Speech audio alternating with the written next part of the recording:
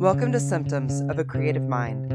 I am your host, Zabrana Bastard, writer, musician, traveler, all-around creative type person. The purpose of this podcast is to share snippets of my life. Part of what makes being an adventure seeker so amazing for me is all the interesting people I have met along my travels. So I'm using this platform to introduce you to the ones I know and the ones I'd like to know better. Together, we'll dive headfirst into our passions and the driving force behind them, giving us all a chance to dig a little deeper into what it means to be human.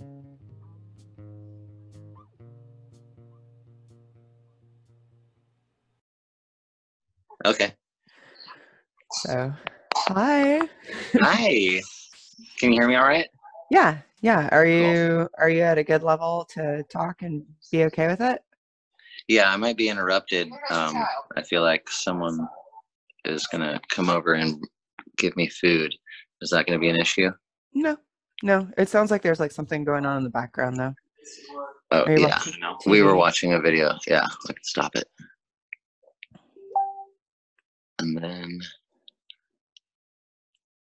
okay, so Danielle, our roommate, just said it's all good. And then Ian said I owe him $20. Not from the pot brownies, but I owed him $20 from before. All right. Well, okay. I am Zabrana Bastard, and I would like to welcome you to Symptoms of a Creative Mind in Space. This is episode 9, and my guest today is Kenneth Cotu Williams, and he also has a guest. Can you introduce your guest, Jesse? Yes, my guest is Nikki Savage from the illustrious Randy Savages. Right now, right. Nikki is hanging out with Olive Oil, the cat. She's the real guest of honor. I'm a cat man. She is the light of our lives. Yeah, so we're going to do something a little bit different. This is going to be the very first episode going visual, which is actually a request that Jesse had made because he wanted to see video. Oh, wait, they're going to see me? They will see you. Yes, they will see everything. Oh my gosh. I would have totally put a background on, but who cares? Whatever. It's okay. You can do whatever you want. It's not live. I'm not recording live because I know technical difficulties happen. So smart. I will edit this with my shitty editing software later, and then I don't think I can do it unless I leave and come back. But it didn't give me the option when I left before, so let's just call it fine. Okay. Well, I can talk to you from space. I can talk to you from space, and you can talk to me from Santa Cruz. Yeah, I'm right down behind you. I'm like by wait, was that Europe behind you? I can't really. I think I might be by your shoulder blade, maybe. Which one? Oh yeah, or I might be on the other side of the planet. That looks like Greenland. Could be. That'd be a good place to be right now. I know, right? Iceland or Greenland, or one of those smart countries. The only countries that get it right every time. Mm-hmm. Wonderful watches. So Jesse is my guest today because of the wonderful things he does. And so Jesse has been one of my sane saving graces through this pandemic. We've been helping each other. Hi, Nick. We got Nick on the headphones. Yes. All right. 50% of the headphones. Jesse has well, first off, so I don't even know where to start with this, but Jesse is an awesome. At the beginning. Okay. The world ended and we had to figure it out. Jesse and I have been friends for years. He is one of my touring family.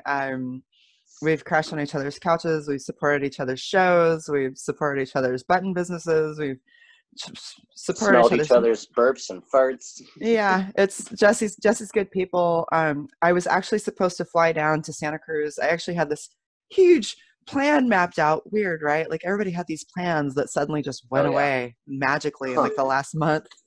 I'll be right back. Nick, continue. All right. Yes. So everybody had these wondrous plans that they were going to do and things that they were set in stone. And I was supposed to fly down to Vegas and interview some friends. And then I was going to fly to Santa Cruz and interview Jesse and play a show.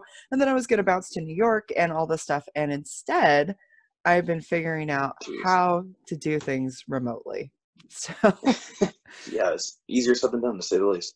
Yeah. Well, and you know what? I never thought I would be hosting from space. So, that's a bonus. Space is the place. Yes. Hi. That is Jesse has made his incredible return. That is Matt. He is an awesome journalist, also down in California. Mat Weir, weird journalism. Yes. California. Here. Yes, you even get to see her. Hey, what's up? Hi, Matt. How are you? Doing well. How you doing? Welcome to the show. Hell yeah! I didn't realize what I was stepping into. Yeah, you're on Symptoms of a Creative Mind with Zabrana Bastard. Awesome. That is Symptoms of a Creative Mind. I love that Zabrana Bastard. That was a great title. We're Mat Weir over here with Weird Journalism. We've all been admiring, from afar, all the art and all the progress that you've made. And, clearly we're piggybacking off of each other. We're playing, what is it? You jump over the other one, leapfrog. We're leapfrogging as friends. Yes. It's actually been wonderful. I've met a lot of new awesome people because of the work we've been doing together since the pandemic. We've been hosting virtual variety shows and showcasing lots of talent, which actually Matt has been a part of. He's been sharing poetry, and we've been doing some fun stuff. I actually have another show coming up that my friend Nola Starr is going to be hosting from LA, and she's looking for artists. So I'll tell you more about that later. But we're cool. Let us know. Yeah, more Zoom casts. We're actually going to do like a $5 donation for minimum for this one, trying to drum up some money for some artists that are really suffering right now. So it should Absolutely. I think the first one we're going to do is going to be on April 22nd, and then plan for another one April 29th, and we're going to get the ball rolling this week. So I'll be sending you info for that.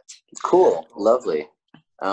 So I have a question for you. I know this is your podcast, but we're on video.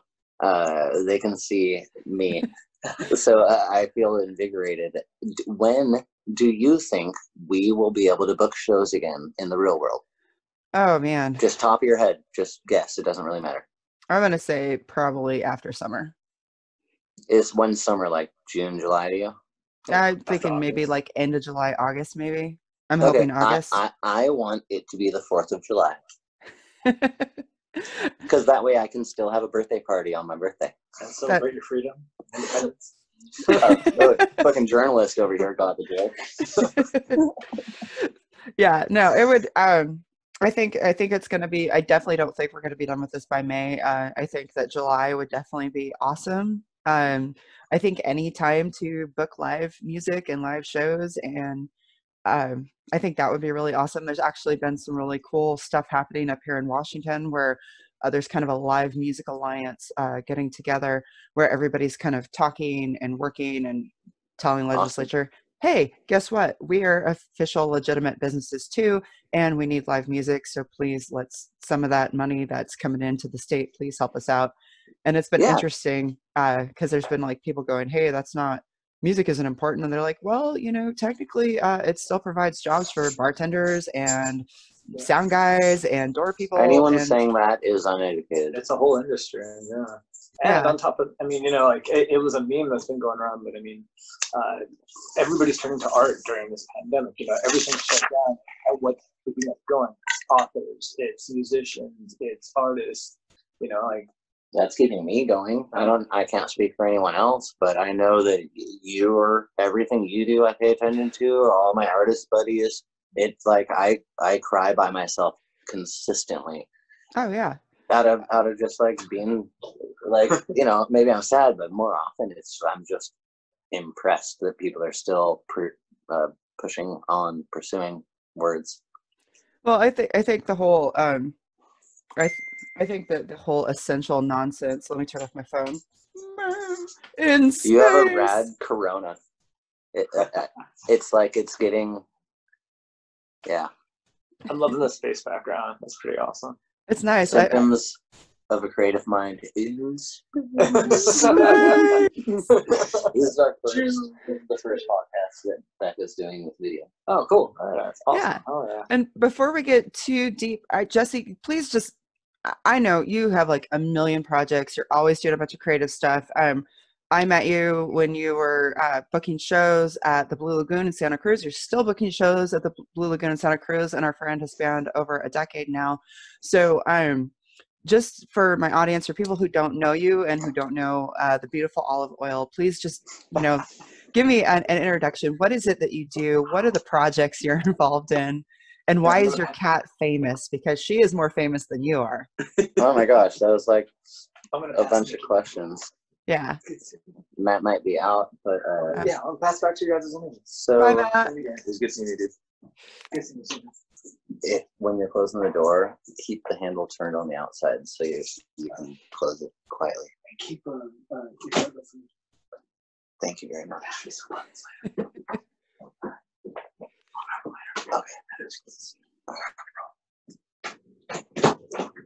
We're whispering.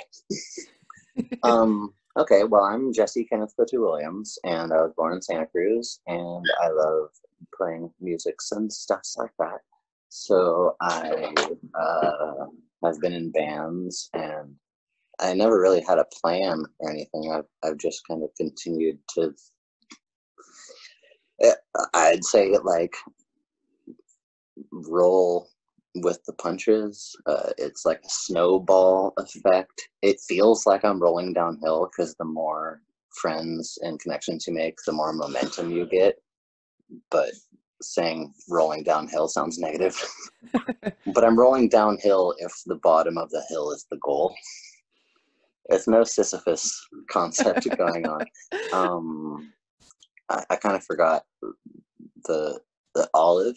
Olive is over here. Okay. Oh, we lost you. She's the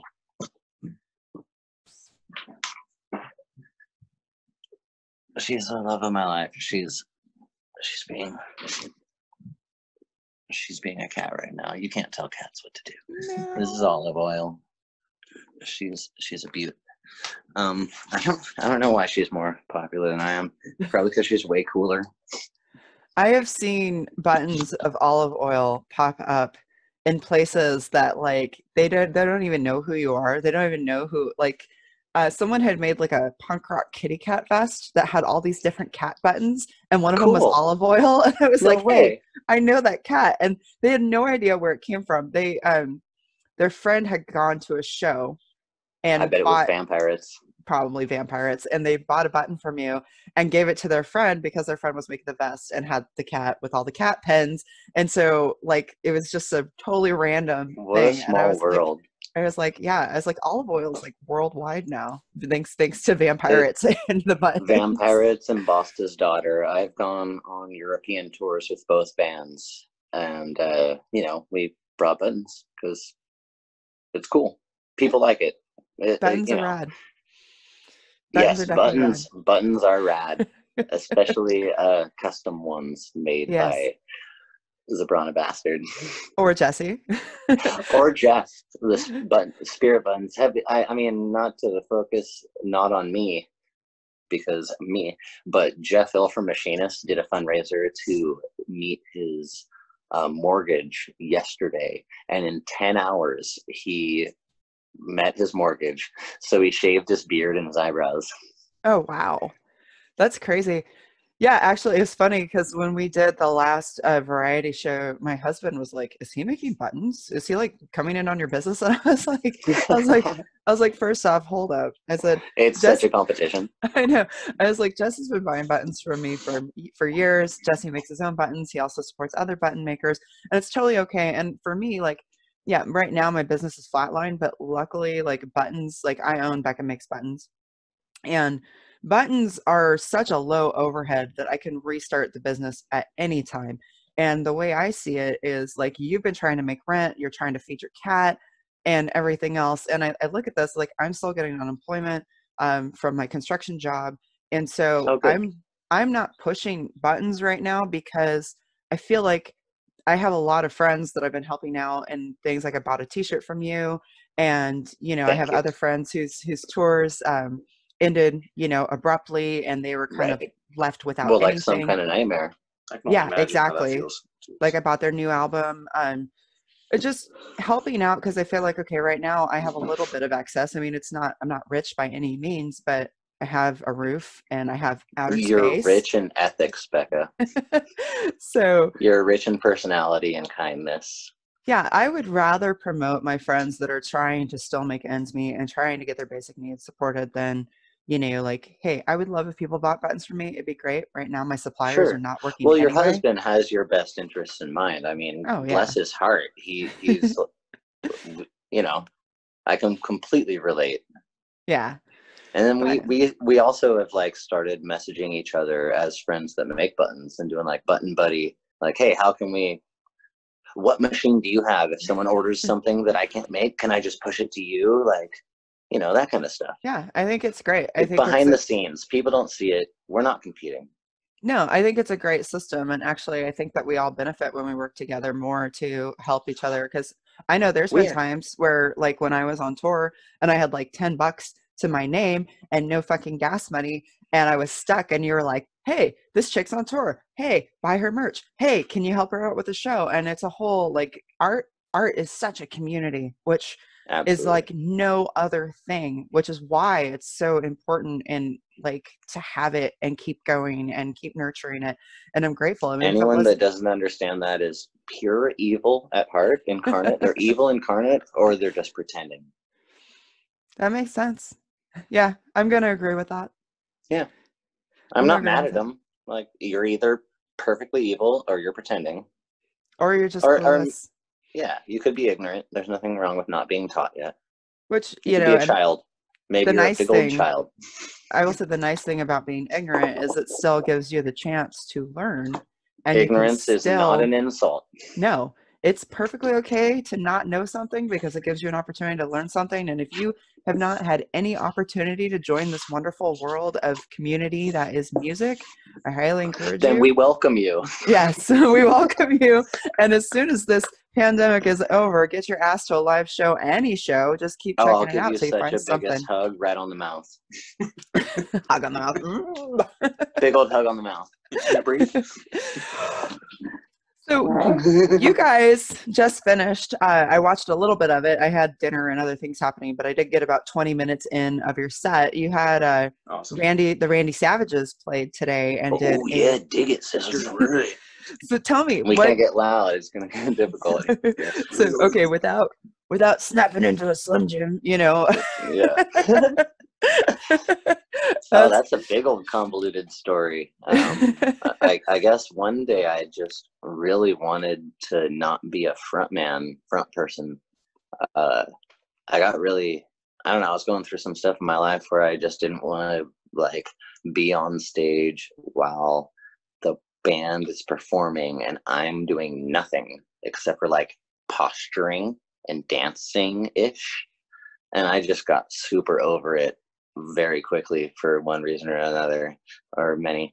And I was working a dead bar on comedy night, so there was no one there except for the comedians.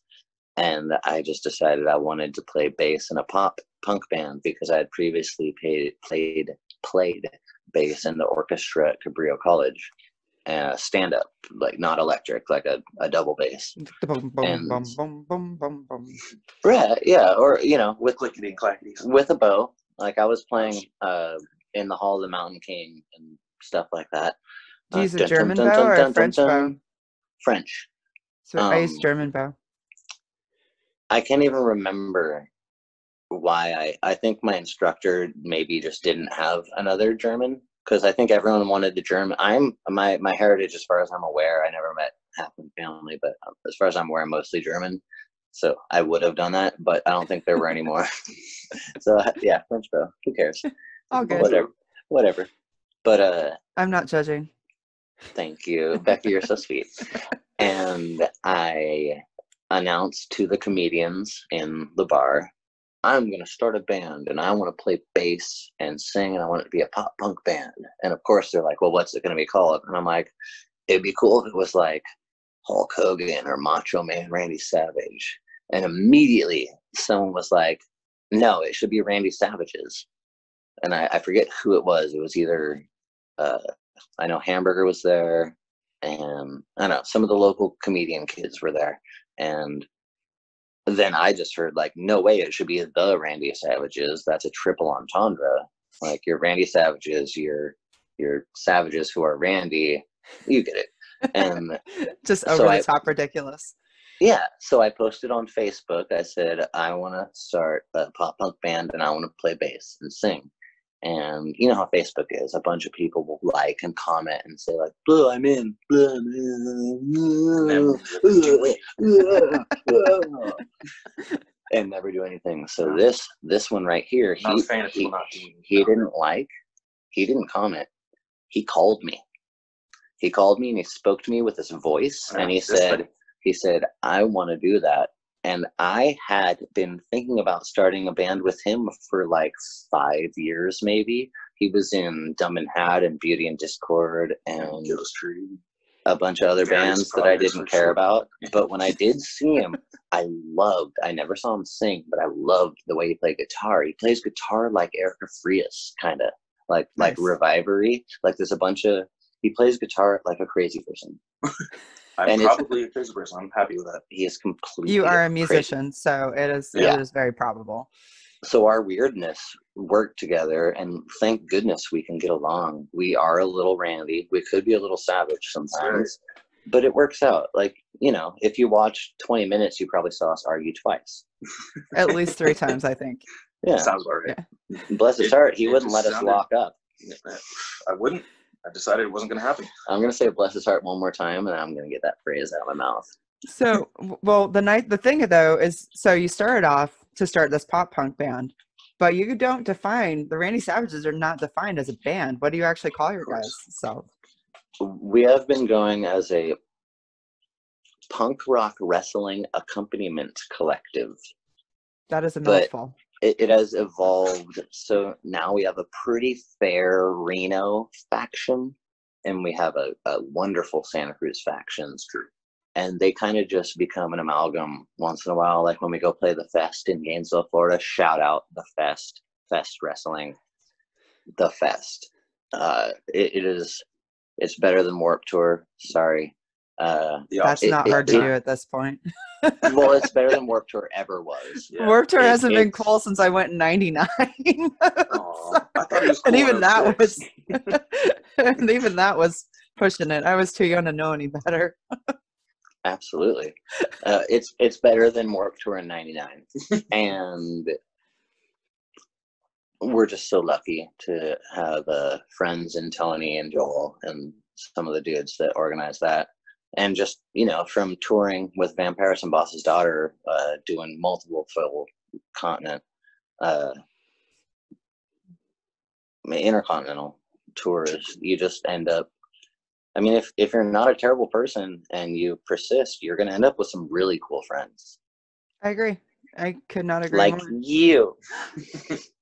Oh, big loves. Big loves. Thank you, Jesse. No, you always make my heart happy. Seeing you, I've ran into you on tours. I've ran into you I ran into you at you're Punk Rock definitely Bowling in Vegas. Family I've chose for myself. Yeah, we run into each other in the weirdest places, and we're never surprised when it happens. We're just like overly excited that we happen to be there at the same time. So, and that, I mean, you're one of the few people that have your par is so much above and beyond most of the artist people I know, and you're so humble about it. Oh, thank you. I'm only like, oh. Yeah, well, you're totally blushing. Yes, I am. In space. Blushing in space. Blushing in space. For those of you that are just listening to the podcast and you can't actually see the podcast, I have a background that is outer space instead of my messy art room /office/studio. So and it looks great. It's actually pretty sweet background. I'm impressed. Thank you, Zoom, for this amazing background. And then my headphones, it's like mission to control, you know, so it's and you have a Corona going on. I know, it's beautiful. Crowd. If anyone buzzes in behind you, we're gonna let you know. Okay. Thank you. Oh, the only nobody here but the dogs and cats. So And so far, they haven't figured out how to open doors. Oh, yet, I mean in so. space. Oh.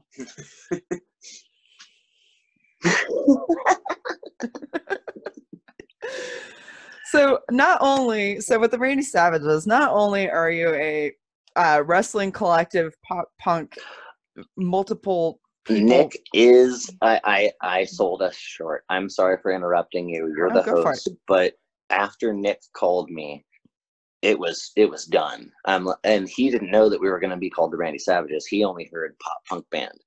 Oh, so he gives me a ringle dingle, sends me a little PM on the DL, and I'm like, dude, yes, I'm so happy. You are definitely the guitarist. We just need to find a drummer. Took us a little while to find a drummer. We ended up figuring it out, blah, blah, blah. Drummers are always hard. Unbeknownst to me, Nick had begun training to become a professional wrestler. How was the timing there? January 1st, 2015. And we started the band in November of 2014. So without me knowing, he had been training to be a professional wrestler, which led to when the band was ready to play our first show, we canceled. We canceled our debut performance because Nick had wrestling practice. That's true. And, we're a little wishy-washy, so we didn't exactly give him enough notice. So the promoter, I honestly don't remember who it was, so I have no problem saying this story. They hit me back, and they were like, dude, you can't fucking do this. Like, I've already spent money on promo stuff. You can't cancel. And my response was, our response, which I did without asking them, was, oh yeah, dig it. We have priorities. And that's wrestling, brother. That's right. And so that's when wrestling became number one, and the music. Wrestling has always been number one. We are not a band. We're punk rock wrestling accompaniment. Punk rock first. That is true. Wrestling second. Accompaniment. We're the accompaniment. I always look at my dates for my wrestling events first before we accept any shows. They come first. Priorities. Naturally. And never has a band member been opposed to this concept because we're not a band. And it really helps with the stress. The stress. I was just thinking like that. What is stress relief? Well, and it's also, you guys are also very entertaining to watch because you've got like the wrestling banter, and then you all dress up like a different era of Randy Savage, which I think is hilarious. I didn't even realize that, but you're right. Well, I think today we dressed up as the same era. We don't talk to each other about what we're gonna wear. We just put together our costumes, outfits. Are they costumes or outfits? That's fair to say. What's really fun? Suit? What do you say when you suit up? Like gear. Yeah, we put on our gear. Yeah, that's fun. You just picked your nose on your own podcast. That's so. That was my eye. It wasn't my nose. Oh, I looked away. It was your. Okay, well, I'm gonna do my nose. It's definitely fun to have a band where it sounds like something you joke about, or like you get in a group of friends, like, hey, we should do this band, blah blah blah, wrestling, Macho Man, Randy Savage, and then we weren't trying to be popular. A thing. We weren't trying to play fest every year. We weren't trying to like lap some of the other bands on our record label. We were just trying to have fun, which is case in point, kids. Quit trying to be successful. Go out there and have fun. If you're trying to be successful, you're going to be disappointed when you blow it. If you're just trying to have fun, you're going to be disappointed when you're successful. What one would you rather do? Well, the funny thing about that too is you have a huge number of projects that you've been. When I first met you, you were singing for the Backup Razor. I know you've been on tour and have played with the Vampirates. You have your own solo project, which you just released. I Tried, which we'll talk about here soon. I really have to pee. Can you guys talk about me for a second? Actually, yeah. Okay. After I come back from peeing. Yes. I do have to travel home, but I will do a little intermission. No, that's fine. Talk about me. Oh, jeez. Your screen froze. How do I do that? Your screen froze. Oh, there we go. You're back. Hi, Nick. There we go. Jesse stepped out for a second. We have Nick, who plays guitar in the Randy Savages. So, hey there. So since we're on that subject right now, what is your favorite part about playing in the Randy Savages? I think I kind of touched on it a little bit earlier ago. It just it's hard to put into words, but it just sounds like when you hear the band existing, it sounds like it would have been a joke passed around and not actually a real thing. Like, I played in other bands where I'm like so nervous on stage, or like, I don't want to mess this song up, or do I remember the vocals, or, you know, the lyrics? Like, oh no. Meaning, like, I would get anxiety. And I started on bass originally because I told myself I couldn't be good enough to play guitar. My other friends were doing that. And I'm the only one that stuck with it. And then I picked up a guitar, and then I like slowly started doing backup vocals because once again I told myself, you probably can't sing. So like, not that I'm like being negative about it, like, I just honestly thought that. I was like, well, I probably just can't do it. So I don't know, I just impressed myself, I guess, by just trying it and not like somehow just putting your guard down, like, okay, I don't care, I'm just gonna do it and see what happens. No, that's really cool because, like you were talking about before, you know, the pressure, having that pressure gone because you have this essentially kind of joke band that you don't take very seriously. So you're more willing to be experimental. You're more willing to try new things and to fuck off because, you know, if it all screws up, you can just say a bunch of shit and some wrestling banter and call it good. Pretty much. And then, like, a lot of the songs would have been, let's say this band didn't exist, hypothetically. It would have been songs I would have been writing anyway. It's when it comes time to writing lyrics, I'd say 8 out of our 10 songs are going to be about, like, I get excited to write the lyrics. So I'm like, okay, what wrestler are we going to sing about, or what feud? And like, there's not very many other bands out there. I'm sure there's a few, but it's just a nice break from the traditional. There's so many love songs, and that's just like such the easy go-to. And there's nothing wrong with that, but I don't know. It's just a really fun release to be able to go back to our childhood and just relive those moments every time you play a song. Yeah, no, I think it's fun. I watched the Bridge City session videos that you guys recorded, and it was so much fun. I've watched actually probably about 6 or 7 of the videos that are out now from various shows and stuff. And you guys are definitely fun and definitely entertaining. Even if you don't like, I'm not a big fan of pop punk music, but I actually do enjoy the Randy Savages, and I would definitely come out to see a live show, not just because Jesse's in it. That is awesome. But just because it's fun. I do enjoy wrestling, especially the old stuff like Hulkamania and Andre the Giant was always my favorite when I was a little kid. Goodness. You know, so he was scary. I watched WrestleMania 3 main event last night. Actually, it's funny you say that. True story. Andre's not scary. Did you not see Princess Bride?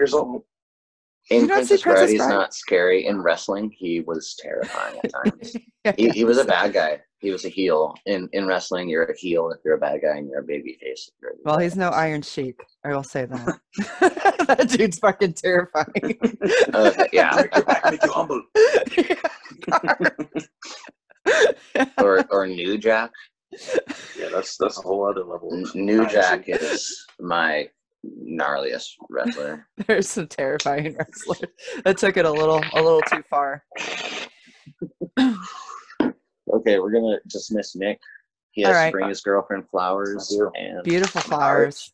Yeah, thank you, Nick, for joining us. Thanks for having me. Do you know how to get out without slamming the door? Let's hope so. Okay, we're gonna walk him out. We're mobile. Be very quiet. We're filming a podcast.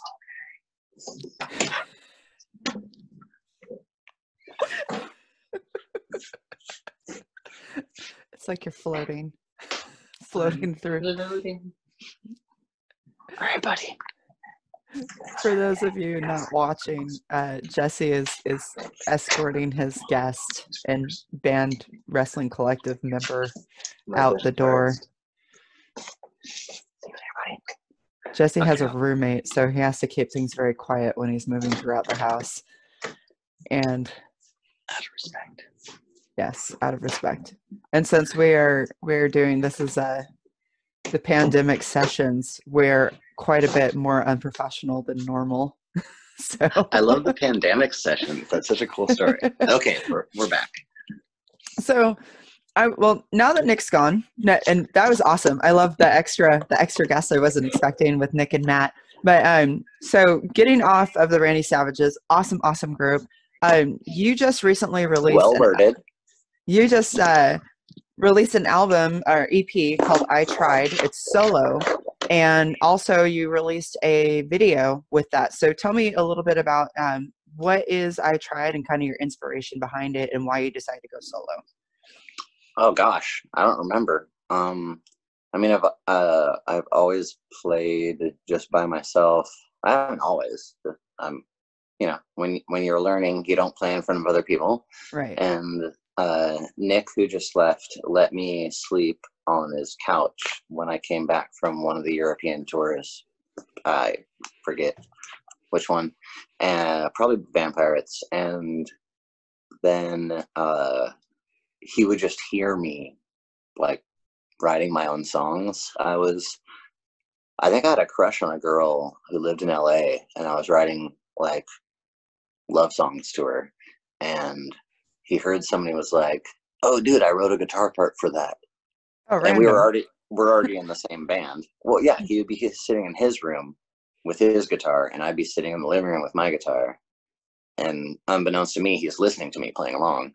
And then so he's like, "What do you think of this?" And I'm like, "Oh, that's cool."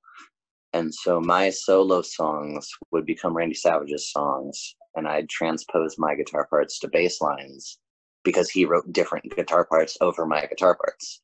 And then the Nice. words we'd just kind of make more wrestly. Like a love song would become a song about Miss Elizabeth.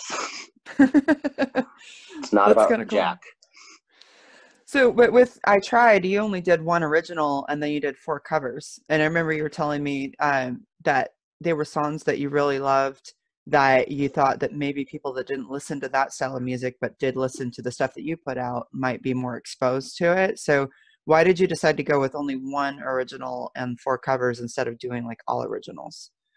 Um, all my other originals had already been released as the Randy Savage's songs, or at least the ones I liked. Yeah. And I didn't want to, I felt like it would kind of be a cop out if it was all originals except they've already been released as my band. I And I get thought that. it would be cooler instead of it seeming like because in chronological order to the listener, I'm covering Randy Savage's songs. Those Mm, aren't my songs that the Randy Savages changed. It just wouldn't really make sense. And I'm like, well, if I'm going to be covering a band's songs, I don't want to be covering my band's songs. And I had written one new song that wasn't yet. Now the Randy Savages are going to record it, but it's going to be about Miss Elizabeth. And I made it about like the religion and my family and like school, like relationships in school. It has nothing to do with anything that's happened really recently. Like anyone that thinks this song is about them is wrong. And like with most songs. yeah, Yeah. probably. I I've think a lot assumed. of times people think that songs are about them and they're not. Which I'm a fan of. Yeah. I really enjoy meaning of song being up to the listener. Mm, So we try and keep stuff vague. With the Randy Savages, it's clearly going to be about wrestling. yeah. But you know, if you didn't know that we were a gimmick band and you just listen to a song, maybe you'd be able to apply it to your life. And so with my solo thing, I had a new song, and I didn't want to just come off as I'm covering the Randy Savages for the rest of the songs. So I'm like, if that's going to be what it seems like, why don't I just do what you have explained previously and try and play some songs that I've been playing for a while so I feel comfortable. And I also really enjoy the artists. And yeah, just to expose people instead of doing like, hey, these songs are also by the Randy Savages. Like, if you like my album, you're probably going to check out my band too. That makes sense. Yeah, I really like the cover that you did of Airplane Over the Sea. That's actually Thank you. one of my favorite one of my favorite songs out right now that's kind of getting a lot of airplay, but I really, really love that song. I think it's just absolutely beautiful, and I think that you did a great job of covering it. And then there was trying to think there was another song on there. I can't remember the name. I think it started with an A. Uh, Apprehension? yeah, Apprehension. That's a song I always loved. I hadn't heard it in years. And the way that you play it, there's a lot of emotion in it, and Oh, gosh. that I think is it almost feels deeper than the original. And I really, You really remember love that Todd Morgan? cover. He Not was playing guitar on the backup razor. You maybe never met him, but he was a good friend of mine that passed away. and we played that song at his like service. Oh wow! Just me Yeah, and I some did not know that. friends. I played, or I probably just sang. I might have like drummed on my thighs or something. Yeah. So that's I mean, you heard it. Yeah, it's Yeah. definitely a lot of emotion in there. Yeah. No, I thought it was absolutely. He's the dude beautiful. that his ashes are in all these tattoos. We were in the same choir and orchestra together. Yada yada. It sounds vaguely familiar. I think I might have met him once on the very first time I stayed at your place. It was like in 2010, 2011. Yeah, So he was probably there when we were like cooking chrysanthemum and stuff. Yeah. Wait, give me 1 second. Okay. Oh, it's Dom. Okay. Sorry, I thought my friends were being my friends and being loud outside my window, but it's just some people walking a dog. That works. So with obviously we're all shut in right now. We live in America.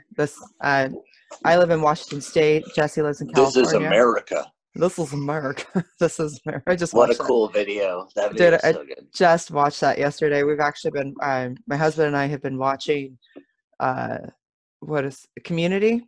You ever seen that show? It's made by the same creator that does Rick and Morty. It lasted for 6 seasons, and it's got Chevy Chase in it. Never heard of it before up until recently. Okay, because it's Chevy Chase thing. I'm gonna write that down. Yeah, it's the first season not so good, but the second season they kind of just like throw all the format for like comedy, whatever those are called, out the window and just kind of start doing their own thing.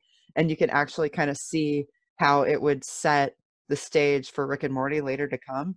It's cool. Really good, and that was a really good sell. I'm definitely, my friend is a genius, and he has some website where like it's kind of like YouTube but with all of the current stuff, and I'm not allowed to talk about it, but I'm gonna go watch that there. Nice. Yeah, Childish Gambino, he is one of the actors in it, and he does. That's like a rapper, right? Yeah. His name is he's Danny Glover's son. I think it's Donald Glover. That's the This Is America dude? Yeah. That's Danny Glover's kid? Yeah. No way. You give me such cool info. Like when you turn me on to that TED Talk, and then it turns out that she is married to Neil Gaiman. Like, yeah, the Amanda Palmer's. Amanda Palmer? Yeah. What a power couple. Are you kidding? Oh, so cool. Yeah, she is absolutely amazing. I've like, honestly, I don't think any of this would be happening if I hadn't gone to see her perform in Seattle last summer. Like, I was so disconnected. Big ups to Amanda. Yeah, I was so disconnected from the music industry, from the art community, and everything. And I literally, like, I never. You were a construction worker for like. Yeah, I honestly 7 years at least. Almost 6 years. I just said, like, when my divorce happened, and I went into construction, I pretty much just said, fuck my old life. I'm going to bury my head in construction. I'm going to fix my life. I blame music for being the bane of my existence, which is stupid because music is everything. But at the time, like, sure. I just understandable though. Yeah, I just needed to find music grounding. Was the like the elastic between all the negative stuff. Even though music wasn't a negative thing, it can do that to people. Yeah, so I really had just buckled down and said, okay, I'm a construction worker, and I'm going to work on myself, and I'm going to go to therapy, and I'm just going to figure out my life, and here we go. But my soul was like starving throughout that entire time. Like, once I started to heal more from my divorce. Do you think the therapy kind of like what was like nursing? Not nurse. That's a bad word. It's not a bad word. It's a bad example. Since you didn't have music, the therapy like kind of took some of that outlet and made it. If you didn't have therapy and didn't have music, like, you probably wouldn't have hung on so long. I said that so weird. I'm sorry. So I'm gonna say what I think you're saying is like, so like maybe I wouldn't have stayed with construction as long had I not been in therapy and had that outlet of. I think you would have it's gone possible. back to music sooner. Yeah, but at the same time, I'm glad. I mean, I journaled. I have 18 journals that got me through my divorce, and a stack of self-help books and things that Oh, I bet. actually helped me to realize some things about myself. And but I was still like I mean, missing I have some of your something. writings right here. Aw. But when I mean, I put myself through school, I got an associate's, I did some stuff that was really rad, and I don't discount it. But the whole time, I still felt like there was something missing from my life. And it wasn't until two things happened. I vended at this punk rock flea market in Seattle, where this puppeteer, Adam End, was performing right across the aisle from me. And like, I remember I watched one of his puppet sessions, and that was touching on like women and like issues with like how the world perceives women, and it was so deep and so pertinent. Like, I just started like bawling while I was like watching this puppet show happen. And when it was like I think a 2 or 3 day flea market, and when it was done and we're packing up, we actually happened to be parked next to each other. And I told him, I was like, what you're doing is so important. And when you open yourself up and when you start to talk to people, things just fall out of your mouth. And I realized in that moment when I was talking to him, because I was like, I'm like crying and telling him what you're doing is important, what you're doing is necessary. And I started to realize that I was art starved because I hadn't been doing anything remotely with art. Exactly know that feeling. You cry at the slightest stuff. Mm-hmm. Yeah, because you're just like starved. Your artistic soul is starving. And if you've ever been starving physically, you cry a lot easier. Like if you're exhausted, you cry easy. And as artists, if we're artistically starved, a goddamn Nike commercial makes you cry. Oh yeah. Yeah. I mean, it sucks. It really sucks. Like, it sucks. Yeah. To realize, that like essentially, even though like I needed to take that time and work on myself, I had also just completely cut myself off from the art community. And so, I mean, yeah, but you didn't like delete your Facebook. Like we'd still like comment on each other's shit. You weren't dead to the artistic community. Speaking from the artistic community's perspective, you weren't like gone. Like some people disappear. Like when they do something that the community doesn't like, they're gone. Yeah. You were like hibernating. I can see that. Well, it's funny too, because I had like friends call me up and be like, "Hey, Becca, I got this tour. Will you come drive for me?" And I was like, "I'm a construction worker." And they're like, "I heard a rumor." I was like, I didn't think it was true. And I was like, "Yeah, I'm like," and I remember, God, for like a good 2 years there. Well, you'd still make posts, like you were still being encouraging in your own, Zebrana way with like, I found this skull on the side of the road or whatever the fuck it was. Like, I remember. Yeah. I think you're selling yourself short at Team CB. Well, it was definitely weird. Like, I would tell people flat out, I'm not a musician. I don't play music anymore. And the look on people's faces, they were kidding me. You never said that to me. No, I didn't. You'd be like, bullshit. But I mean, it felt like a lie when I was saying it, but I was just so broken. I just had to focus, So when I went to see Amanda's show, I wasn't like a huge Dresden Doll fan. I had seen the TED Talk about the art of asking that I sent you. I still haven't looked up Dresden Dolls. Yeah, and they did the Coin Operated Boy. If you ever heard that song, it was like their big hit. But I've seen her. She does the little. I'm sorry, I keep interrupting you, but she does those little snippets of songs during her talks. That's the extent. Please continue. Gotcha. I'm going to take a bong hit. You do you. I'm in California. This is legal. But so when I went to that show in Seattle, I wasn't like a huge fan. I respected what she was doing. I really appreciated the TED Talk she put out. It made me think a lot. But mainly, I have this friend Jinx that lives in Bellingham, and she was a musician, but she has this she has a disease that there's no name for, that has completely... Name it after her. Well, that actually is on the table. That is like the worst thing to be proud of ever. I'm so sorry. Yeah, but she's an amazing woman. She's an amazing friend, and Can I ask what the symptoms are? It's a lot. But I couldn't even begin to give you a list. But just just to go to the show with me. She had to come to Seattle 2 days before the show and stay 2 days after to have the energy to travel from Seattle to Bellingham. So it takes a lot. Yeah. It puts it in perspective of what it was a lot. But sometimes I feel like my life's tough. Yeah. I wanted to see her smile. I hadn't seen her or hung out with her in years. And I knew that she was a huge Amanda Palmer fan. And when I saw that Amanda was coming and doing this tour, I was like, I'm going to get tickets. And Jinx was like, oh, that would be so awesome. And I was like, Christmas was around the corner. And I was like, you know what? Fuck it. Jinx, let's go. And I bought the tickets and she said, okay. And I was like, sweet, I'm going to hang out with my friend. And what I got was 4 hours of the most powerful show I have ever seen, and her doing her There Will Be No Intermissions tour. And that in turn opened the door that made me start connecting with friends again, made me start playing music again, made me start going down these roads to where I started caring less and less and less about construction, to the point where I was like, if I don't quit construction, I'm just going to kill myself. And that was yeah, it was bad. It was really bad. I was so depressed. I'm so glad you chose art. Right? Like art saved my life. I know we thanked Amanda already, but once again.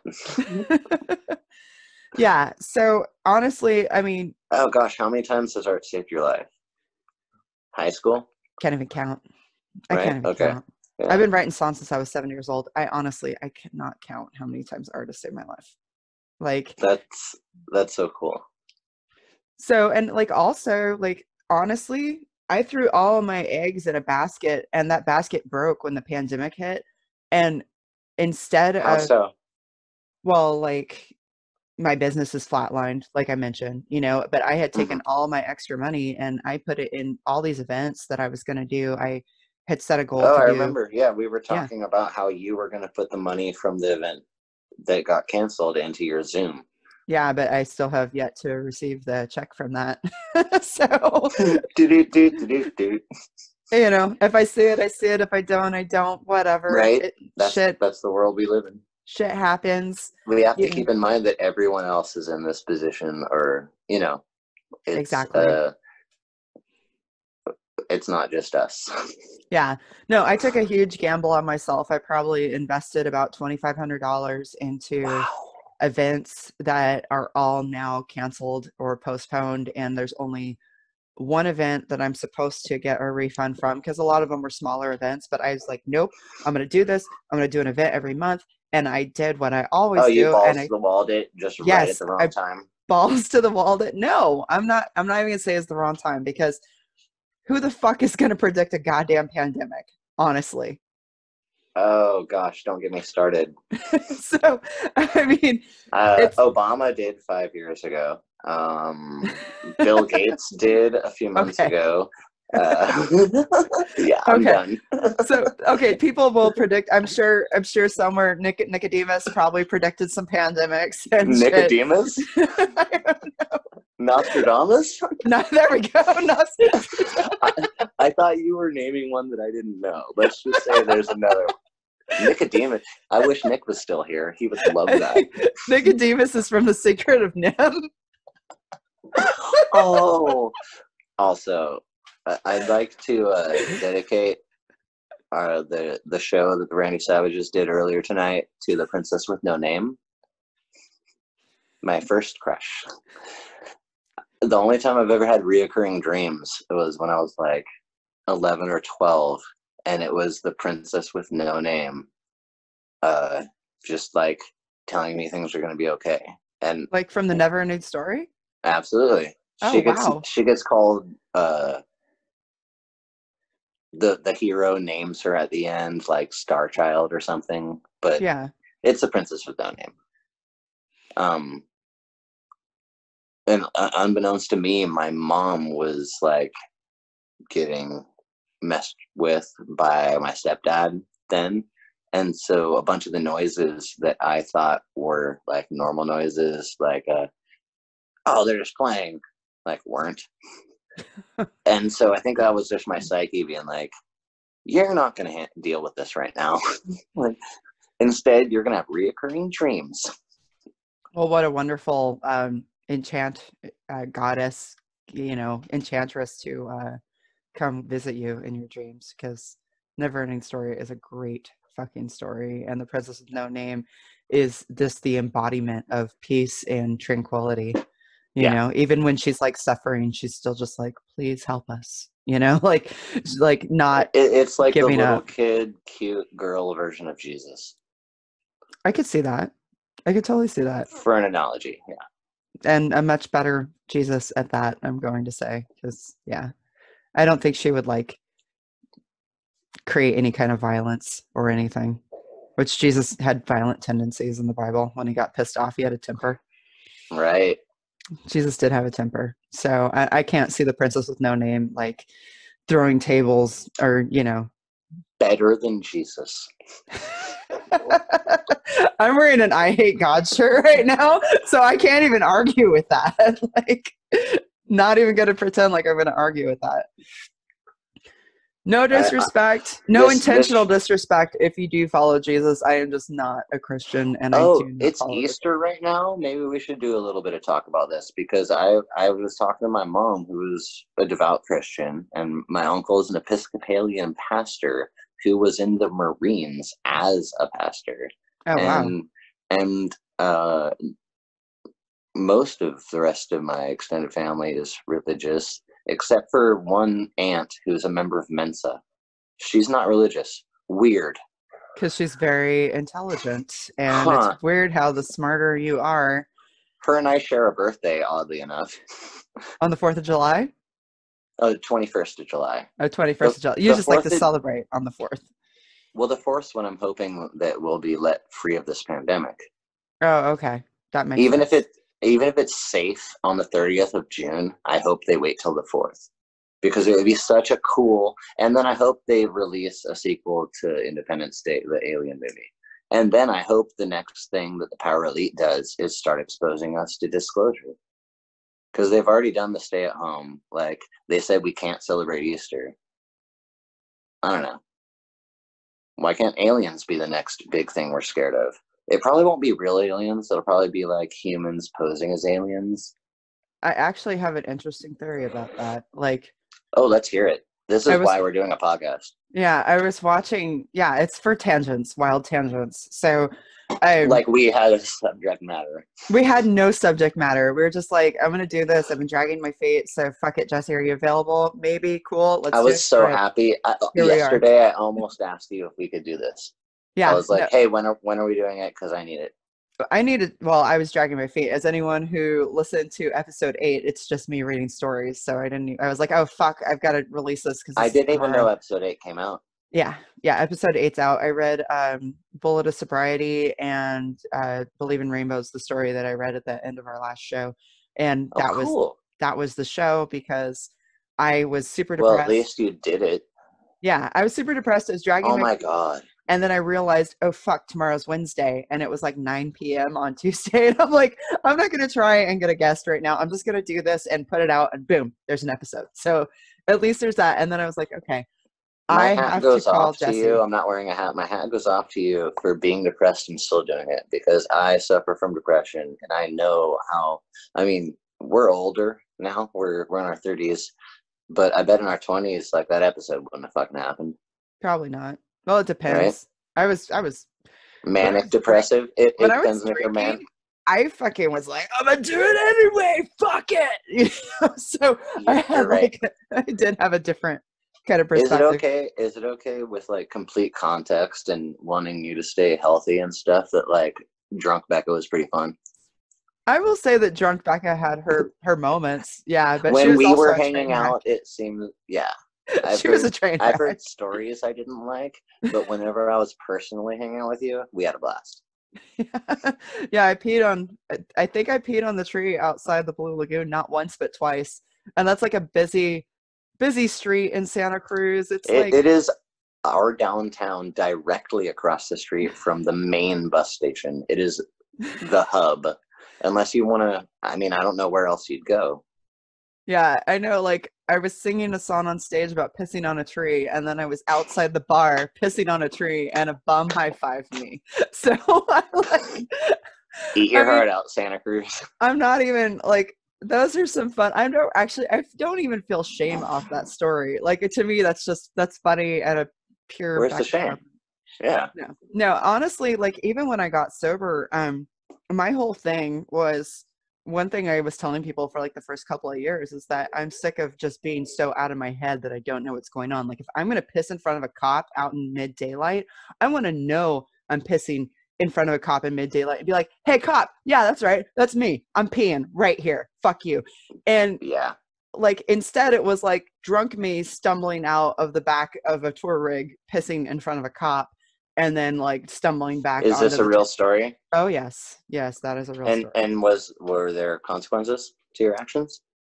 My bandmate was very, very upset with me. Okay, but no legal ramifications. There were no legal ramifications. No, Thanks for putting the F in that word for me. Yeah, I am really, really fortunate that me too. I have never been arrested. And that is... I got handcuffed and put behind and ticketed, but like I've never seen the inside of a jail cell. It is amazing to me how many times my friends and I have been accosted by the cops, especially in my youth. How many times we've been busted drinking under bridges, drinking in the graveyard, as a teenager, and I never got arrested. And my friends were like, I can only imagine. They're like, you were there. And I was like, yes. And I was on the track team when I was in fucking high school. I saw fucking red and blue lights. I was fucking gone. And I would like meet up. Were you and a I'd fence see, jumper or were you? I was a fence jumper. Yeah. Me too. I would haul ass today. Sorry, continue. I would haul ass and hop fences and just fucking go. And we would have like where we would if you go in a straight line and you hop a couple fences, anyone else that you're with got caught. Yeah.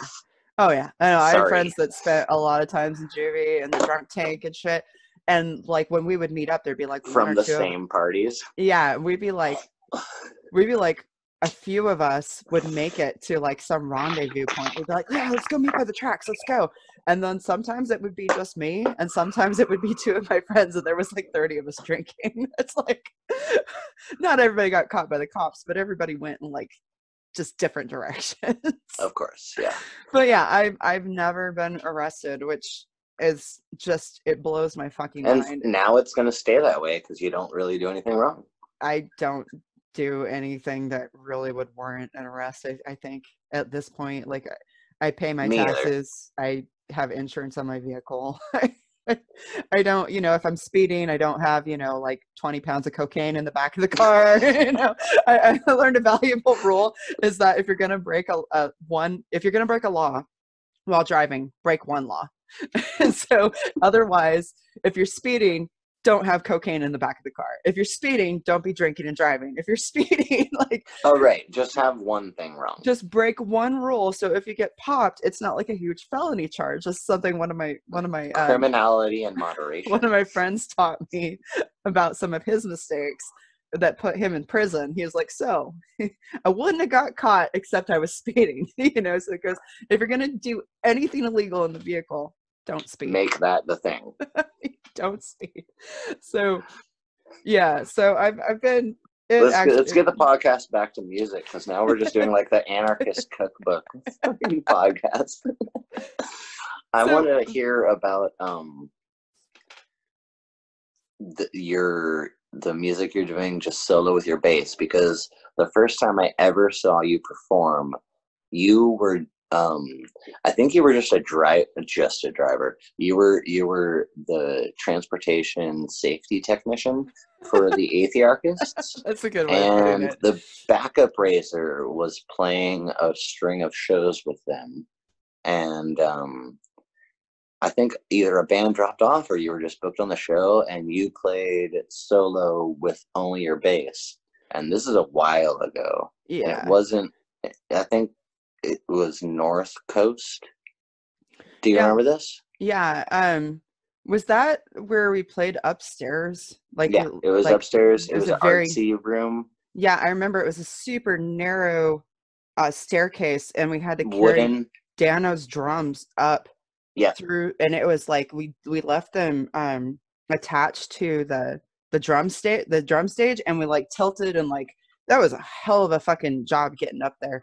But yeah, I was super scared about playing my songs, and I had tried to have a band that was called Work Cocoon. We played a few shows in Tacoma, but ultimately nobody was really available to tour, or at least not in the way that I wanted to tour. And I was still super shy. I was still super just I I don't know. I suffer from low self-esteem, I will say. And so I didn't think I was like good many enough. of us. Yeah, I didn't think I was good enough to play. I think that's just a human thing, dude. It is. I'm actually learning it's pretty much ingrained into the human condition. You're your worst critic. Mm-hmm. Blah blah blah. Please continue. Yeah, so it was actually through talking with Aaron from the Athearchus and working with them that gave me like the encouragement to just say fuck it, because I didn't have a band at that point, because I had left all the bands behind. He's kind of one of those fuck it type of artists. Yeah, and so one day I was sitting in we had this place that we used to kind of hang out in Northern California in Castaic, and I was playing my bass in the backyard, and Aaron came out and said something to me, and I was like, what did he say? He just said something like, do you want to eat or something? It wasn't even like, it had nothing to do with nothing about the music. Just blah, blah, blah. Yeah, but I was like playing, and I was thinking, I was like, maybe I should ask if I could open for a show. And I was like trying to talk myself out of it, and I was like, this is not... Isn't that a weird feeling, trying to talk yourself out of something? When, like, you're the only person in the conversation? Like, yeah. I totally relate. I mean, because, obviously, the Athearchus are an amazing band, and I didn't feel like I was good enough to share a stage with them, but Aaron's take on music was so, like, Aaron loves all different kinds of music, and so it was so, I was like, fuck it, I'm just gonna throw it out there. So what a perfect time and place. Yeah, so I was like, hey, do you think it would be okay to open, just like play like 3 songs or whatever? And he was like, I don't see why not. He's like, we're playing at the Doll Hut, and to him, like, any band is any band. So sure, go up on stage. Who cares? And so I played at the Doll Hut to a metal show. That's your first show? Yeah. And so, way to go. Yeah, I think I played like 3 or 4 songs. And it was funny because, so I cleared the room for to start off with. But there were 3 people that stayed. There were 3 people. It was a real first show. There were 3 people that stayed. One was the sound guy. One was this big, burly dude, almost like 7 feet. And I went outside. I was shaking. I was nervous. And this big, burly dude walks up to me, and he goes, "Hey, deep shit, man," and like gives me the knuckles. And wipes, I'm like not even joking, it's like it was out of a movie, wipes a tear from his eye, and then like had to walk away because he was so choked up. And I was like, oh my God. And then the sound guy from Doll Hut was like, so why did the room clear? The other metalheads couldn't hang. They started feeling real. They're like, wait, no, we came to punch each other and get drunk on whiskey, not to like address our feelings. Well, yeah. Well, and even when like, it was crazy because when shit ended, because Aaron and I wound up being a band Shit, and like we're skipping over so much other people aren't going to know, but who cares? They'll figure it out. It's okay. I was in a band called Shit with Aaron from the Athearchus for about 6 months. And when that ended, I saw that band when you opened for Mentors at the Pioneer Street underground thing in Santa Cruz, and we ended up having breakfast at Denny's with Mentors. But continue. But when the band ended, like one of the things that Aaron told me that always stuck with me was, he goes, obviously you don't need funny haha. Like obviously. What does that mean? Well, because like shit ended in a very, maybe I'll just come out. Like shit ending is actually part of what got me sober. And this is something not a lot of people know. And we really kept under wraps. And I feel like it's not fair to Aaron, but I will say, like, I attacked him with my bass while under alcohol in San Antonio while we were on stage playing. And that is ultimately what led to the end of Shit. I'm not proud of it. I feel like I got goosebumps right now just sharing it. Me too. I've heard from both of y'all. it ended a friendship. It ended not just shit, but we had another project we're working on that was absolutely amazing. And, you know, it's something that I do not fault Aaron for not speaking to me anymore. I do not fault the divide. Maybe it's been long enough. You know, Beck, I want to give you a hug so bad right now. It's a hard thing. Like it's really embarrassing. It's not. I mean, it was a huge. We've all been there. It's a human thing. Yeah, it was a huge. Maybe it was for the better. Maybe it needed to happen. He was like a weird person.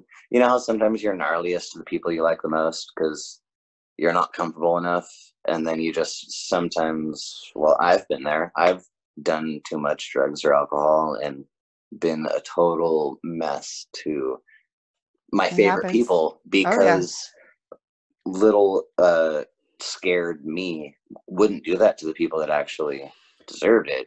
Right. Yeah. No, it was definitely a huge wake-up call, and I have a lot of love and respect for Aaron, and I also accept his decision to not have me in his life, you know, and if that changes, great. I'm sure we probably have a long conversation ahead of us before that ever happens, but rightfully ultimately, so. like, if it wasn't for him, I would have never played my music live by myself. I would have never got over the fear. If not for the experiences when I worked with the Athearchist and when I went on tour with shit, if none of that had happened, I wouldn't be the person that I am today. And I am forever grateful for those experiences. And it is scary to play an acoustic bass by yourself and sing some songs about your fucked up life to a room full of fucking metalheads that aren't expecting it. Well, you have such a unique performance. Your voice is super bassy. Like when people see you setting up there, there's no one in that room expecting what's going to happen. Like no one is right if they're going to assume what Zebron is about to do. Yeah, I played my first show in almost 5 years at the Plaid Pig in Tacoma in November or early December. Plaid Pig?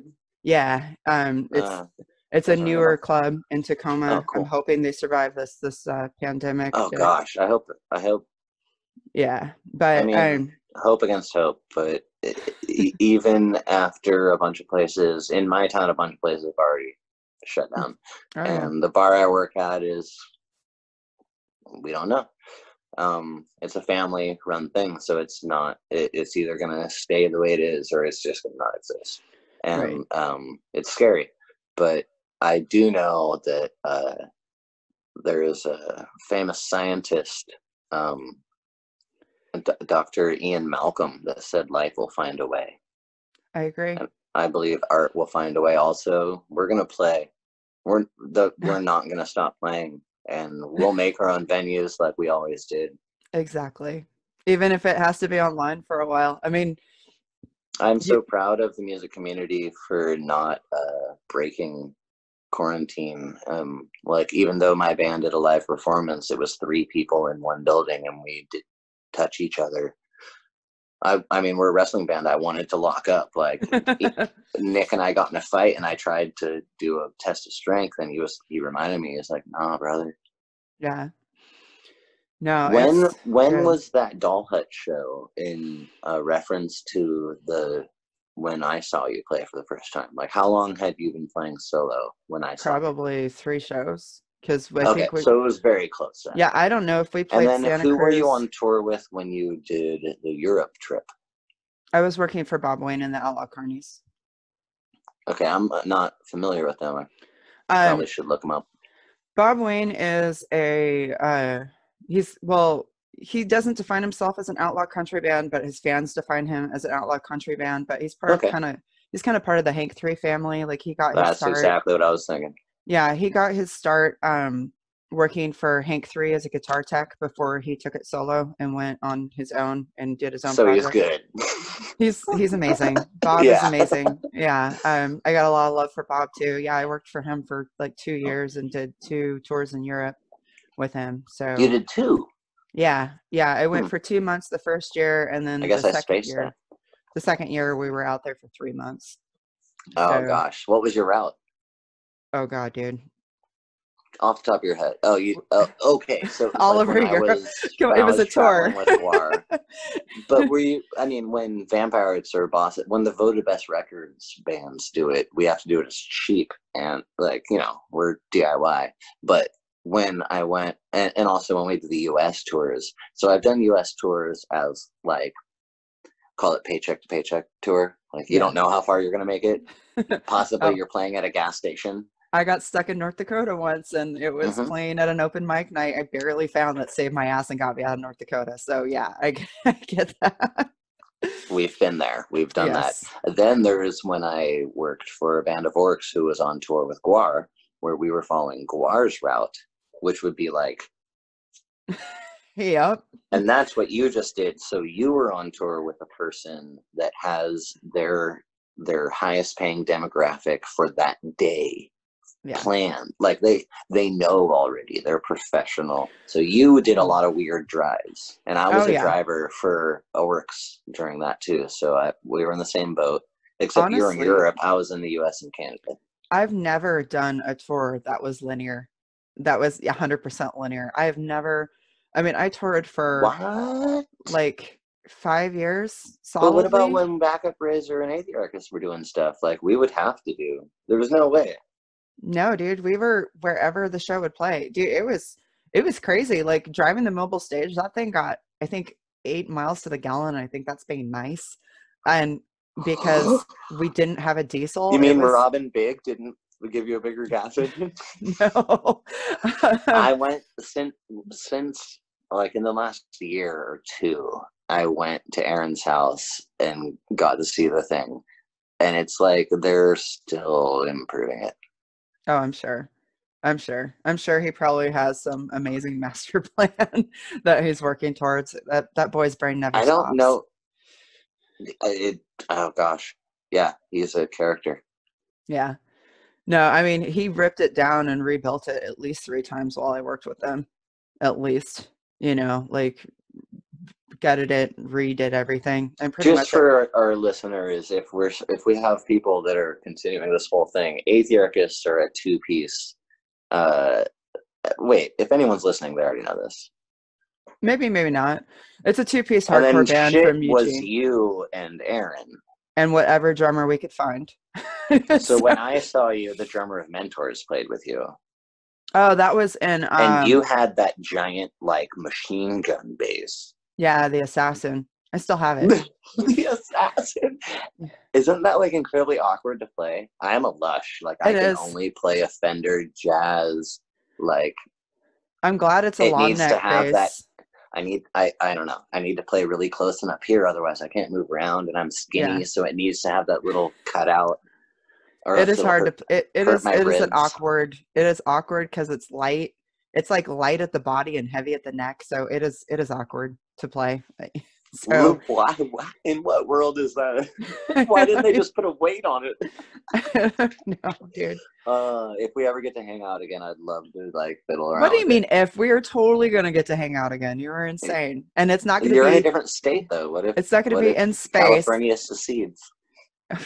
Then I will. Then the rest of the country's fucked. I will sneak across the border. Say bye and bye I will to play veggies and any sort of entertainment. No, we'll be over here in California with all the internet. If California secedes, I will sneak across the border and play a total California tour for 40 days so I can hang out with Jesse. I'm in. So, I'll just walk across like, hey, or I'll like swim across through the Pacific Ocean and I'll dive down. I'll have you get an acoustic bass for me so I won't even look like a musician. I'll dress in a suit and I'll swim and no one will notice the tattoos on my hands and they'll think I'm a business person that's covered in seaweed. And I'll tour. It'll be fine. It'll be great. I'm so lost, yet I'm 100% in. I think I'm lost too. Oh my goodness, this show is so long. Okay, let's hit a couple key points. I released an album. Yes. And I made a music video with my friend Bobby, who's Weaveracious. I don't know how to say it. It's on all the notes stuff. he is the security guard for the Blue Lagoon, and he does music videos for rappers. Nice. I forget, if I think of it, I'll say it. But he's done local rap artists videos. Did he do any for like Cali King? No, Okay. not that I'm aware of. That's the only Santa Cruz rapper I know now. So. Right. I'm glad he finally got to play. It was the Crooked Family group. Santos. Santos is the rapper's name from Crooked Fam. And they're based out of Watsonville, Santa Cruz, California. And I was bartending and playing my music on the house speakers just to like brag about it and try and hand out some CDs. I remember when you did that with Backup Razor, so not surprised. Oh, it's a great move. If you have access to a captive audience that you're giving alcohol to who are tipping you anyway, say, hey, this is my band. If you like it, like tip me extra and I'll give you a CD. Yeah, great idea. I'm selling the CDs for $5. Dude tips $20. But I just sold a $5 CD for $20, or I got a tip. I don't know. However you want to do it. But he was like, if you ever want a music video, like I'll do one for $50. Oh, nice. Like, I have all the gear. And you don't say no to that. He did that video for $50? I gave him 66, but yeah, he wanted 50. Dude, that's great. He said he charges 100 normally. And we did it it was supposed to be 4 hours. We extended it 6 because we were also like, he is the bartender at my bar and we were filming at our sister bar. So yeah, clearly we were hanging out in between. And that's then, cool. Right, the album did cover songs to expose people. I wrote one song that I just really wanted to release, and at the end of the day, it was probably just more reasons to get Olive on merch and to sell those shirts. Like, I had the shirts, and the only band that I was playing with consistently was the Randy Savages. Boss's Daughter has their real bassist, Danny Paul, the dude who writes all the bass lines. Boss's Daughter is Chris Fox, Jamie Locks, and Danny Paul. And it just so happened, due to like personal reasons, Danny couldn't tour, so there were other bassists that toured, and I got to be one of them, which I'm forever thankful for, because I became a much better bassist because Danny's bass lines are amazing. Yeah, nothing seasons you like tour. You always improve on tour. I had already purchased a plane ticket to Europe because I was going to be their merch guy, and then it turned out their bassist couldn't go, and we were in Lubbock, Texas, and we were walking to the like gas station to get beer, and Chris is like, I don't know how this is going to work. Do you think you could play those bass lines? And I'm like, I'll do my best. And if you find someone else, get them. But we're all going. Like, Jamie, Chris, and I had our tickets, and Danny couldn't go. There was no possible way he could go. So, like, I ended up getting videos sent to me, and I learned as much as I could. And then I went to Reno 5 days early, and we did, like, no shit, 4 to 6 hours of the band and me and Danny and Josh Pratt, who also had played bass for them previously, because Josh had to dumb down Danny's bass lines. So I dumbed down Josh's bass lines. That's the only way it was possible. Once I'd done that, then I talked to Danny, and he gave me some like technique, like, don't forget that note. There's like important stuff, like, okay, yeah, that's good enough for Voted Best Records, but there's, don't forget to hammer off that stuff like that. And it just made me such a better bassist. I'm still learning, but at that point I'd only done double bass with a bow and pizzicato and in the orchestra, and then the backup, the Randy Savage had only recorded our first 2 albums, and if you listen to those on the record, I think Jonathan, our drummer, replaced me some, because I was literally learning how to play bass, and so I wrote the lines, but maybe I couldn't perform them well. I get that. And so So he didn't tell me till after we released it, but he's just like, yeah, some of that's me. And I wasn't mad at all. I was like, thank you. Yeah. We didn't pay him. Well, and the recordings on that sound great too. The Randy Right. Savage recordings sound amazing. I mean, And now like, I can play that well. Like, it's not a total lie, but 5 years ago, I had just picked up electric. Like, I was making dumb mistakes. I was playing whole songs on one string, you know, stuff like that. Happens. Yeah. Everybody's got to start somewhere. Well, I know? think it's important for our listeners, for your listeners to hear if there's like a kid in the background who's discouraged about how they couldn't play exactly like Kurt Cobain immediately, which, like, you know, that's not you can hard. play like Kurt Cobain in 1 week. Don't give up. Don't give up. Yeah, you don't even have to use your 2 middle fingers. You can use your pinky and your pointer and your thumb, and you're fine. But just don't give up. Just, if you want to, and if the thought of doing it makes you happy, don't get discouraged because it's hard. It's just going to be that much more rewarding. Give it 7 days. Do it once a day for 7 days for whatever amount of time. I don't even care. Do it for 1 minute. But on the 7th day, if you haven't like enjoyed it more than you did the first day, go ahead, give up. I don't care. Maybe you're supposed to be doing something else. Who knows? Maybe you're a stockbroker. I don't want you on my stage anyway. Yeah, no, I always tell people, you know, when they do get discouraged about not being good enough, it's like, you know what? Like, the difference between the people that are just amazing and the ones that aren't is time. Like, yes, you know, like, even like you think about the Beatles, like, they weren't the Beatles overnight. Like, it's not like when I just saw, God, what movie? I just saw The Dirt, which was a joke, the Motley Crue movie. Well, that was funny. It was so stupidly funny. I felt like I was watching Airheads, you know, but about a robot. It was pretty bad. But I thought it was funny because they're showing like... Anyone that hasn't seen The Dirt yet, if you haven't seen Airheads, just go watch Airheads. Yeah, watch it. It's way better. If you've seen Airheads already, go ahead, watch Dirt. But like, I was watching The Dirt, and like, they showed them at band practice, and they like fucked up the song once, and then all of a sudden it just sounded amazing, and I was like, dude, that is not the way it goes. Like, that's bullshit. No, it sounds amazing the first time, and then when you play the show, it sounds like shit. Yes. Like, nobody just off the gate is just that amazing. Like, you have to practice, you have to get a rhythm for each other. It takes a little bit of time to... And in the other frame of mind, if you're starting out and you're discouraged, think of all those shows you've been to where you're like, this person fucking sucks. Guess what? They're still doing it. They got paid. And there are other people in the audience that don't think that. That's your opinion. So maybe apply that opinion to you. If you think you suck, all those people, that crowd might not. That venue might still book you. Like, it's all it's like quantum physics stuff. If the basketball is bouncing behind you and you don't turn around and look at it, you don't know exactly where it is. And it necessarily isn't somewhere until you look at it.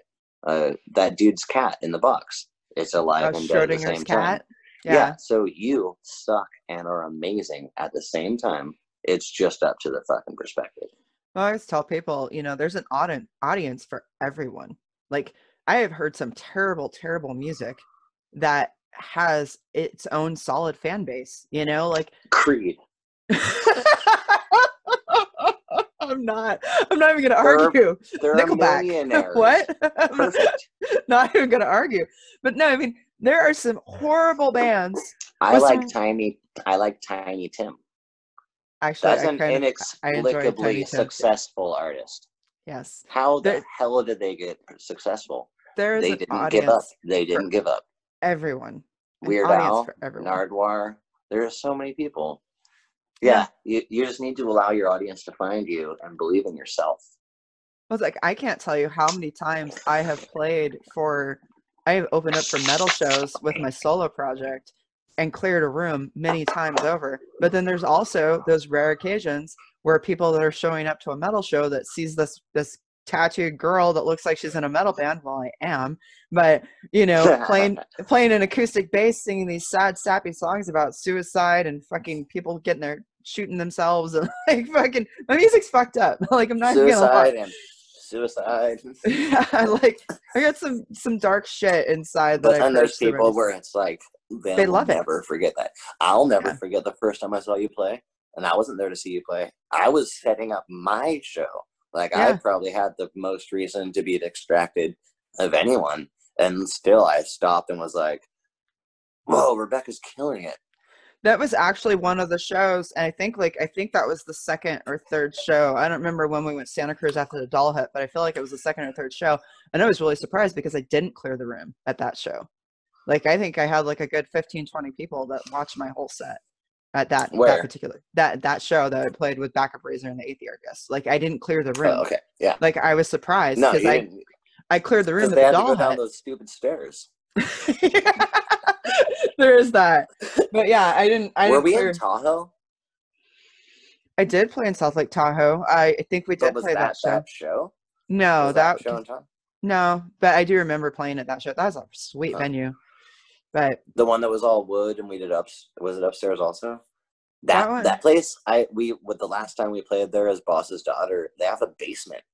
And we played the basement. I played the basement when I played there. I'm pretty sure. And it's crazy because you walk in, it's like all this the fancy restaurant. Together, I can't remember.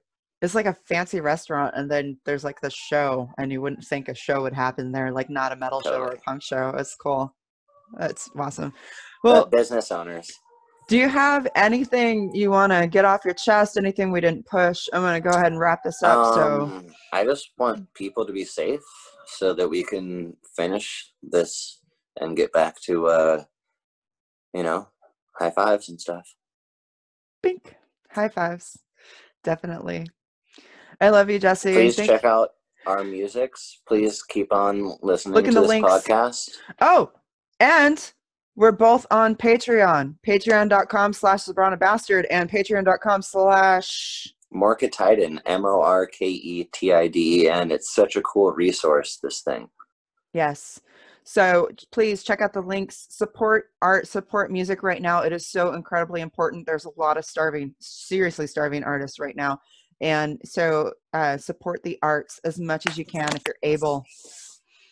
Definitely. And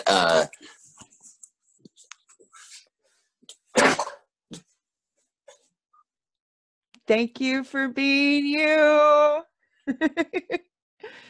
Oh my God, people. Thank you, Jesse, for joining me tonight. And tell Nick and Matt I said thank you also for their little cameos. That was fun. A little extra bonus.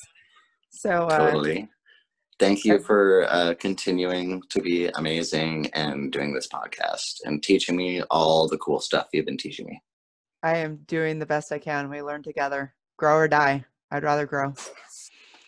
Who is that? I think Neil deGrasse Tyson said that. I think no, it wasn't Neil deGrasse Tyson, but one of the physicists said, if the option is to grow or die, I think we should grow. And I agree. So, I accept. Have a great life, everybody. Mwah.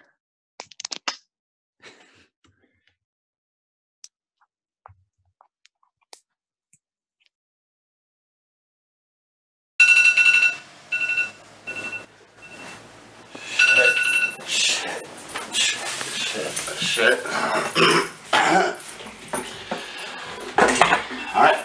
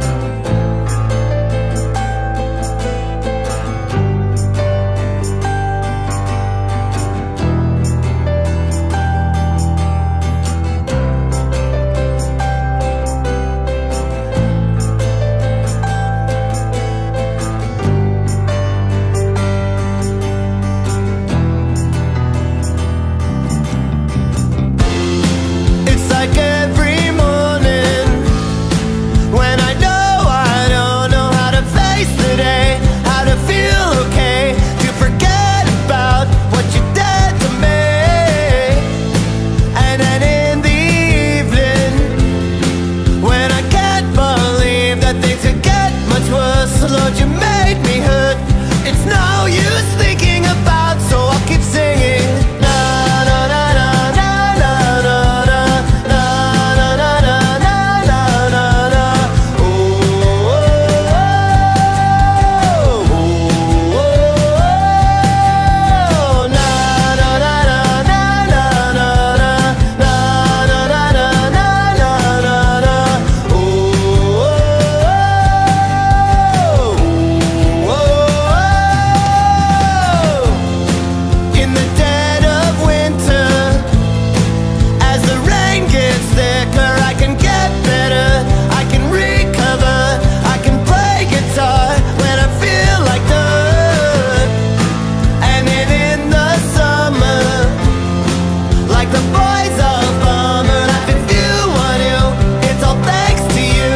And to tell the truth, it sucks, but I'm still singing.